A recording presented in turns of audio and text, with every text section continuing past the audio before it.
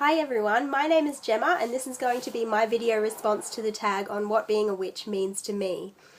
And it's something that's a little bit hard to put into words, but I'm going to try my best. So I hope you'll enjoy this video and bear with me. I've watched a lot of videos on this tag and I've really enjoyed them. It's good to know what people who identify as witches see as their path and how they would define it and how they identify with that term. And it's a term that we've reclaimed, you know. It was, we didn't think of it ourselves. It was thought up by the Inquisitors and it wasn't a compliment. So it's something that we've reclaimed as a term of empowerment for ourselves. And I just wanted to talk a little bit about what it means to me personally to identify as a witch. And I've identified with this term since I was about 13 years old, so quite a long time. I'm nearly 30 now, so I just wanted to talk a little bit about it. So to me, being a witch means being empowered within yourself, not having power over others, and it means striving towards having unconditional self-love and acceptance. And that's something that I work on a lot within my own practice. And living a life that's honourable to yourself above all others, honouring your own values, your own belief system, what you think is right, and not just what society or, you know, your parents or family or whoever thinks is right, because society will try and tell us what's right and what values we should be honouring. You know, we should have X amount of money in the bank, we should be working a certain amount of hours, and should be married to a monogamous partner and have X amount of kids and all this sort of stuff, and own X amount of property and this kind of thing. You know, drive a certain car, wear a certain brand of clothing. And to me, being a witch is about not caring about all of that stuff, but doing what's honourable to me. So, you know, I don't care about wearing a certain brand of clothing. You know, I would rather buy stuff that I can afford and stuff that's ethical, you know, within my personal set of ethics. So I won't buy something that's shipped from, you know, millions of miles overseas. If I can help it, I'll try to buy locally and as much as I can, you know. But that's something that I strive towards and something that I think is really important to being a witch. And it's also about consciously manifesting what you want. Or, yeah, for me it's about consciously manifesting what I want. And it's not something that I've always done. You know, if I'm honest, then I haven't always consciously co-created my own reality.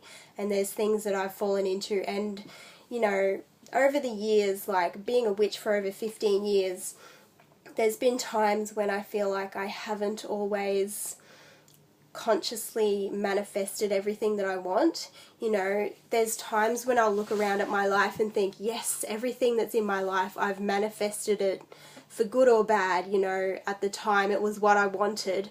And yeah, other times I'm just like, I have no control over what happens to me up to a certain degree. And I think that the truth is somewhere in between. So, you know, we consciously manifest as much as we can, but sometimes after we've manifested it, we're shown that it's not actually what we wanted. And, you know, being shown that is part of the path of being a witch as well. And sort of integrating those lessons. And another thing to consider is that, what was I going to say?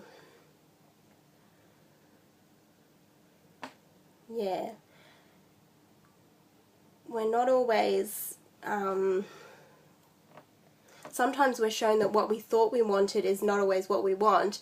And the other thing to consider is that we have to accept our lot up to a point as well. Like, we're all dealt a certain hand of cards in life, and making peace with our set of circumstances is part of that path of being a witch as well, and integrating that. So that's my opinion.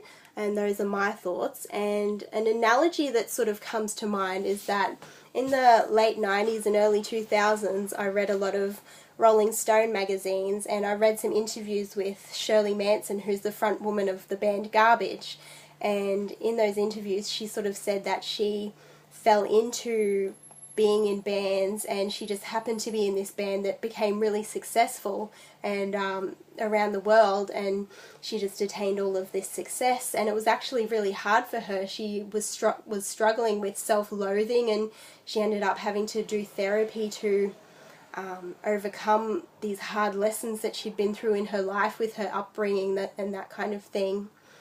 And so that was kind of like, you could say it was her destiny, because even though she worked bloody hard to get to where she was, there's also other people who work as hard or just as hard who don't attain that level of success.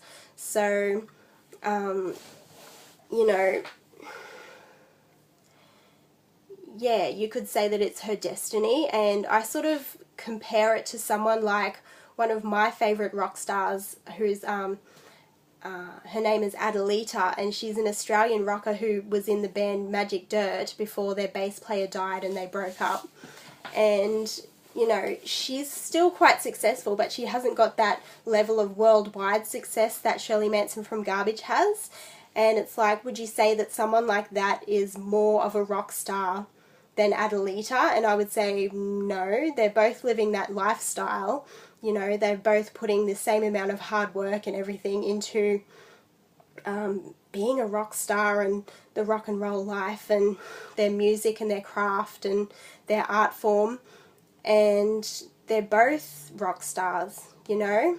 So it's the same with being a witch, you know. Some people are more successful at consciously co-creating their reality, whereas some of us struggle with it a little bit. We have obstacles or, you know, a different set of circumstances that we have to work around with our craft and our conscious co-creation and our manifestation. And maybe it's harder for some of us to love ourselves and be who we are and yeah, that kind of thing, you know, and be empowered within ourselves rather than wanting power over others.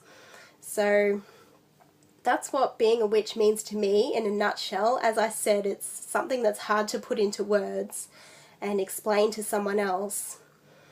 But yeah, if I had to give advice to someone who was struggling with whether or not to identify as a witch, I would say I don't think it's something to stress about, you know. If it's a term that resonates with you, then I think you have every right, no matter what level you're at in your practice, to identify with that term. And it sort of goes back to the other tag that's been going around, or the other topic on YouTube that's been going around about bullies within witchcraft and people who say that you don't have the right to call yourself a real witch or you're not a real witch.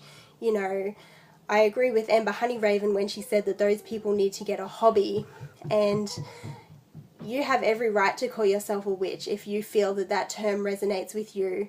And, you know, as I initially said at the start of my video, it's not a term that we came up with ourselves. It was thought up by our, you know, inquisitors, and it wasn't a compliment. So we've reclaimed that term, and anyone who wants to reclaim that term can reclaim it.